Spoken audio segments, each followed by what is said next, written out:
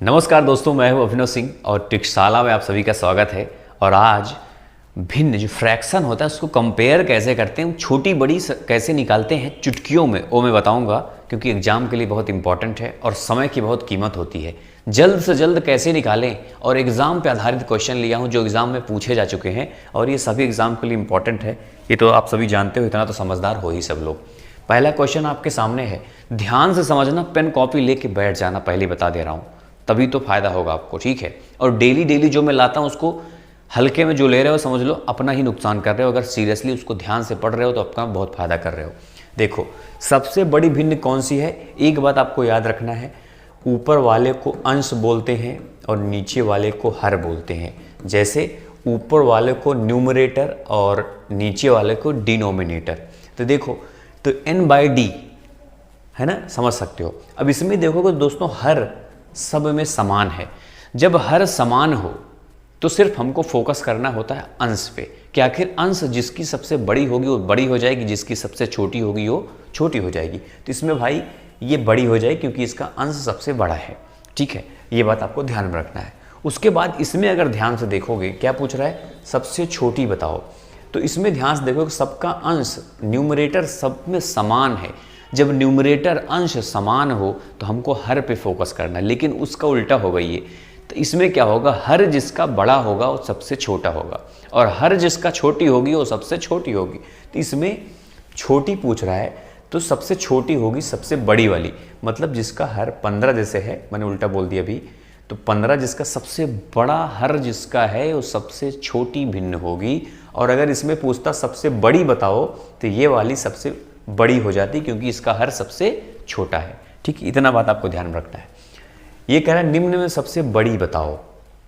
अब देखो, इसमें हर और अंश कुछ भी समान नहीं है, तो ऐसी स्थिति में हम क्या करेंगे, जल्दी से निकालने के लिए सबसे पहले तो हमको ध्यान देना है d-n, मतलब हर माइनस अंश आखिर कितना है। तो इसमें कितना है दोस्तों, इसमें है 1, इसमें भी 1, इसमें भी 1 और इसमें भी 1। जब d-n मतलब हर माइनस अंश समान हो तो हमको सिर्फ अंश पे फोकस करना है, कि आखिर जिसकी सबसे बड़ी अंश होगी वो सबसे बड़ी होगी और जिसकी सबसे छोटी होगी वो छोटी होगी। तो बड़ी पूछ रहा है दोस्तों, तो हमारा उत्तर हो जाएगा 7/8।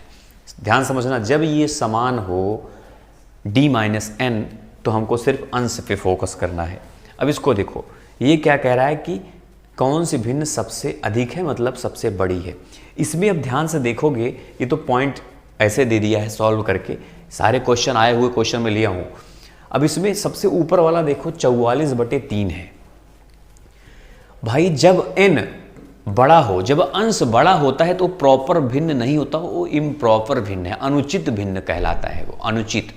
तो जब अनुचित भिन्न, कई सारे भिन्न दिया है, उसमें से एक इम्प्रॉपर है, अनुचित है, तो ऐसी स्थिति में वही सबसे बड़ी हो जाएगी। भाई खुद ही सोचो कि 44/33 लिखा है तो डिवाइड हो सकता है, 33 से बड़ा है 44, तो 33 से कम 33/11/33 हो जाएगा। बोलो, एक तो पूर्णांक अलग से मिल गया और ये सब 1 से छोटी हैं, ये तीनों 1 से छोटी हैं लेकिन ये 1 से बड़ी है, तो वही बड़ी हो जाएगी सबसे, तो है ना। देखो, ये एग्जाम में आया क्वेश्चन, इसको मैंने इसलिए लिया, बहुत लोग इसमें भी फंस सकते हैं। मुझे पता है आप में से बहुत लोग उसको समझ गए होंगे पहले ही, लेकिन बहुत लोग फंस जाते हैं दोस्तों, तो हमको तो सबको लेके चलना है ना।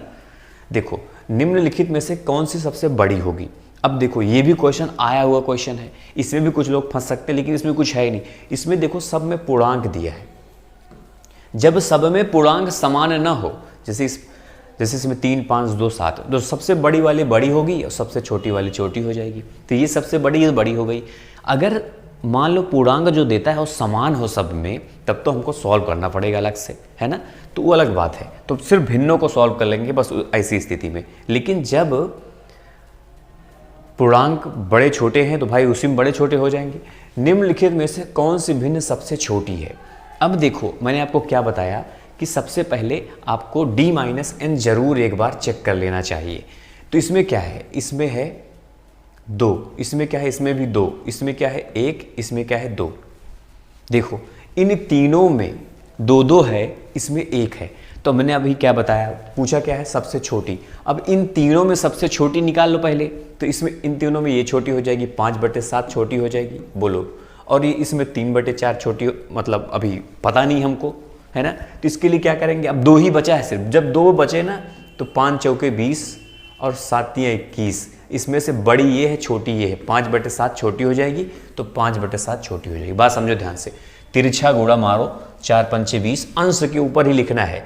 तो 4 पंचे 20, 7 तियां 21। अब जो बड़ी होगी वो बड़ी हो जाएगी, जो छोटी होगी छोटी हो जाएगी। ध्यान समझना, ठीक है। आगे दिखाता हूँ मैं। इसको देखो, जैसे मैं कर रहा हूँ समझ लो एग्जाम में आपको ऐसे ही करना है, नहीं तो मामला फेल हो जाएगा। अब देखो इनमें से क्या अधिकतम है, मतलब बड़ी क्या है। 5/7, 7/3। अब देखो ये पॉइंट में दे दिया, लेकिन उस सबसे पहले तो हम दोस्तों डिफरेंस देखेंगे। इसमें 4 का है, इसमें 6 का है, इस मतलब डिफरेंस वाला मामला बन ही नहीं पाएगा। जब डिफरेंस वाला मामला ना बने तो 5/9 और 60/13 ऐसे लिख देंगे। फिर 13 पचे 65, 9 सते 7 है ना, हाँ 9 सते 63 है ना। अब देखो पूछा अधिकतम, बड़ी पूछा है तो बड़ी तो 65 हो गई, 63 वाला छोटा, मतलब 60/13 छोटा, ये पहले खत्म।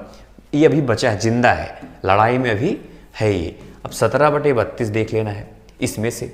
अब देखो 5 दूना 10, 5 तियां 15, 1 16, 160 हो जाएगा।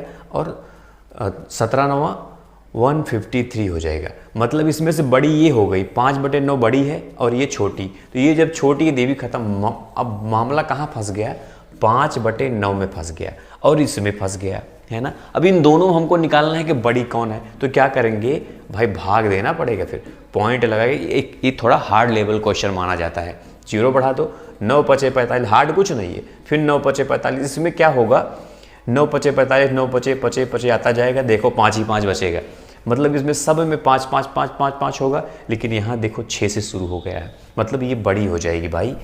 खुद ही सोचो कि 5 5 5 है, लेकिन इसमें 5 5 6 है, 7 है, मतलब ये बड़ी हो जाएगी। ठीक है, इसको कैसे करेंगे देखो। ये क्या कह रहा है कि अवरोही क्रम में लिखना है। किसमें, अवरोही क्रम में लिखना है। मैंने क्या बताया पहले, D-N जरूर एक बार हमको चेक कर लेना चाहिए। इसमें से 5 में से 3 घटाओगे 2, 9 में से 7 2 13, सब में 2 2 है। D-N सब में 2 2 है। जब 2 2 है तो अवरोही का मतलब होता है कि सबसे बड़ी से छोटी, ऊपर से नीचे की तरफ आते हैं, बड़ी से छोटी की तरफ आते हैं।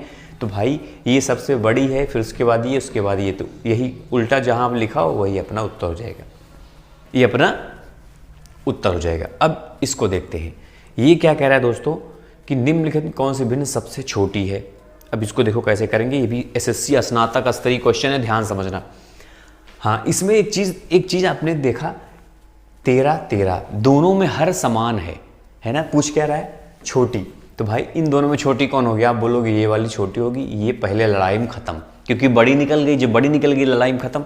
अब इन दोनों में छोटी कौन है, आप बोलोगे ये छोटी है, ये लड़ाई में खत्म, है ना। अब लड़ाई किस में है, 7/13 और 3/7 में लड़ाई है, बाकी किसी में लड़ाई नहीं है ना।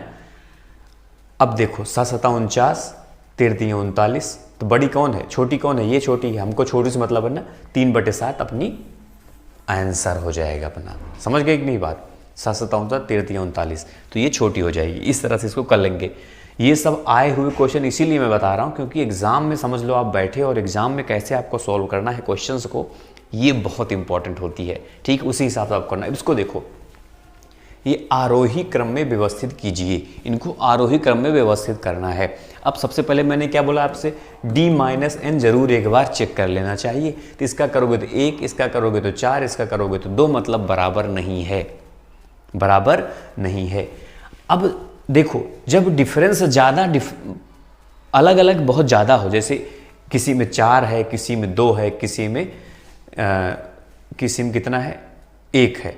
देखो दोनों डिफरेंस में अलग अलग है, तो तुरंत एक चीज़ और, एक ट्रिक जाते जाते, आखिरी क्वेश्चन है, एक ट्रिक और जाते जाते मैं आपको बता देता हूँ। सब में बढ़ा दो 0, तिरछा गुणा करोगे, तीनों 3 बार कंपेयर करना पड़ेगा, इसलिए एक बार ये भी ट्राई करना जरूरी होता है। डिफरेंस जब ज़्यादा अलग अलग हो ना, 1 2 3 4 ऐसे अलग अलग हैं सब में, तो एक बार लपेटा मार ही देते हैं। देखो 12 12 9 12 8 104 होता है, 12 8 104 होता है, 7 चौके 28 होता है, और 9 9 8 72, 9 7 63 होता है। देखो तीनों अलग अलग आया, 8 4 7, बस फाइनल, कुछ नहीं करना, अब हो गया। जो बड़ा वो बड़ा, जो छोटा वो छोटा। अब हमको लिखना कैसे है, आरोही क्रम। आरोही का मतलब होता है पहले 4 फिर 7 फिर 8, मतलब पहले 3/7 फिर 7/9, 3/7, 7/9, 11/12 आपका उत्तर हो जाएगा। इस तरह से इसको भी कर लेंगे। आखिरी क्वेश्चन था और आखिरी ट्रिक था ये। अगर इनमें से सारे ट्रिक आपने अप्लाई कर दिया एग्जाम में दिमाग से, तो आप बहुत ही फायदा आपको होगा। और ये आप लोग कमेंट में करके बताओ कि आखिर इसका उत्तर क्या होगा। मैंने कई ट्रिक बताया आपको, कोई भी ट्रिक तो इसमें अप्लाई जरूर होगा। कोई ना हो तो कोई ना कोई तो होगा ही, है कि नहीं दोस्तों। तो बस दोस्तों इस क्लास में भी इतना ही। वीडियो अगर अच्छी लगी हो तो लाइक तो करना ही मान लो, और जो लोग नए हो चैनल को सब्सक्राइब करके घंटी दबाना बहुत ज़रूरी है, क्योंकि ट्रिक्सशाला पे भविष्य में बहुत सारे क्वेश्चंस, बहुत सारे ट्रिक्स, बहुत सारे सब कुछ संपूर्ण मैथ आपको पढ़ाने वाला हूं मैं। और रीजनिंग के साथ साथ रीजनिंग भी नहीं छोड़ूंगा। आप कोई भी एग्जाम में 100% स्कोर करना हो तो ट्रिक्सशाला के साथ जरूर जुड़ जाना। मिलते हैं फिर नेक्स्ट क्लास में, तब तक के लिए जय हिंद, जय भारत।